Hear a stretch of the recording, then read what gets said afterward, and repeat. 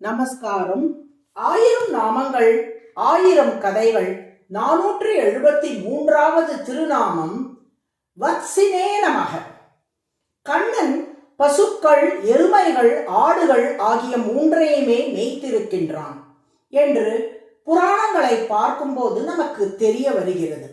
ஆனாலும் நாம் எந்த திருக்கோவிலுக்கு சென்றாலும் அங்கே ராஜகோபாலனாக பசுவோடு தான் கண்ணன் காட்சி தருகிறானே ஒழிய எருமையோடோ ஆடுகளோடோ கண்ணன் காட்சி தருவதில்லை.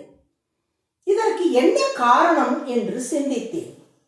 அடியனுடைய ஸ்ரீபாஷ்யதி கிரந்த ஆச்சாரியன் டாக்டர் ஸ்ரீ ஊவே கருணாகராச்சாரியார் சுவாமி நகைச்சுவையோடு ஒரு விஷயம் கூறுவார். எருமை மாடு யமனுடைய வாகனமாக இருப்பதாலே கண்ணனை யமன் என்று தவறாக புரிந்து கொண்டு மக்கள் அஞ்சி விலகி விடுவார்களோ என கருதி எருமையை தவிர்த்திருப்பான். அவ்வாறே ஆடு என்பதும் வேறு நாடுகளிலும் மதங்களிலும் பயன்படுத்தப்படுவதால் கண்ணன் எந்த மதம் என்று கலக்கம் பிறக்க வாய்ப்பு வரும் என்று கருதி ஆட்டை தவிர்த்திருப்பார்கள். மீதம் உள்ளது பசுதான், அதனால் அதனை பயன்படுத்துகிறார்கள் என்று ஹாஸ்யமாக ரசித்து சொல்வார். அந்த ஆச்சாரியரது திருவடிகளை அடியேன் தியானித்த போது அவரது திருவருளால் இதில் மற்றொரு விஷயம் பிடிப்பட்டது. மாடு ஆடு வேறுபாட்டுக்குள் போகாமல் அவை உணர்த்தும் தத்துவங்களின் அடிப்படையில் மட்டும் இக்கருத்தை அணுகுமாறு வேண்டுகிறேன். என்னவென்றால், பசுமாடு சத்துவ குணத்தை குறிக்கின்றது, ஆடு ரஜோகுணத்தை குறிக்கிறது, எருமை மாடு தமோ குணத்தை குறிக்கிறது. பசு, எருமை, ஆடு ஆகிய மொத்த கால்நடைகளையும் மேய விட்டு கண்ணன் ஒரு மரத்தின் நிழலில் அமர்ந்து கொள்வான். அவற்றுள் எருமைகளும் ஆடும் புல் மேய்வதிலேயே தங்களின் மொத்த கவனத்தையும் செலுத்திவிட்டு கண்ணனையே மொத்தமாக மறந்து விடுவோமா.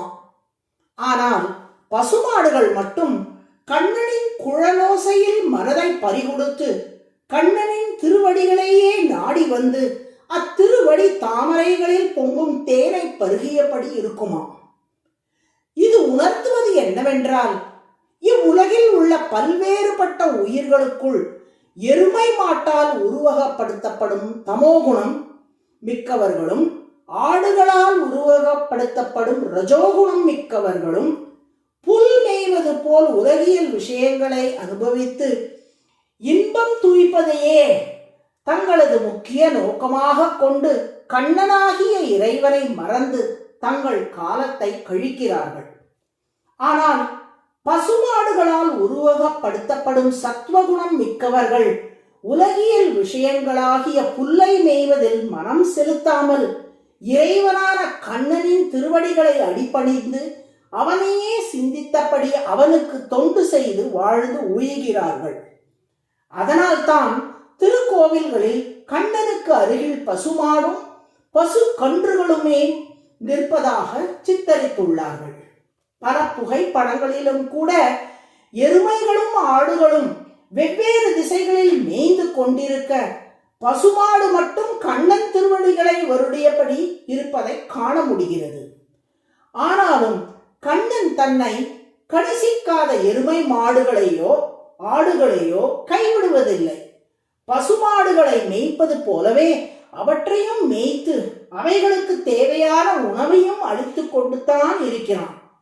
அதுபோலத்தான் இறைவனை அண்டாதவர்களுக்கும் கூட இறைவன் நன்மையை செய்து அவர்கள் மெல்ல மெல்ல பக்குவம் அடையும்படி அருள் புரிந்து அவர்களும் தன்னை வந்தடைய வழிகாட்டி கொண்டேதான் இருக்கிறான்.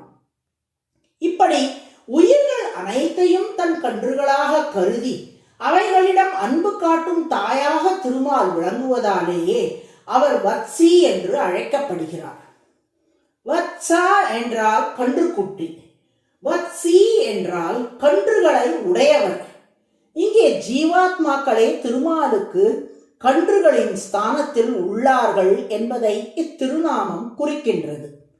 வத்சி என்பதே சஹஸ்ரநாமத்தின் 473வது திருநாமம்.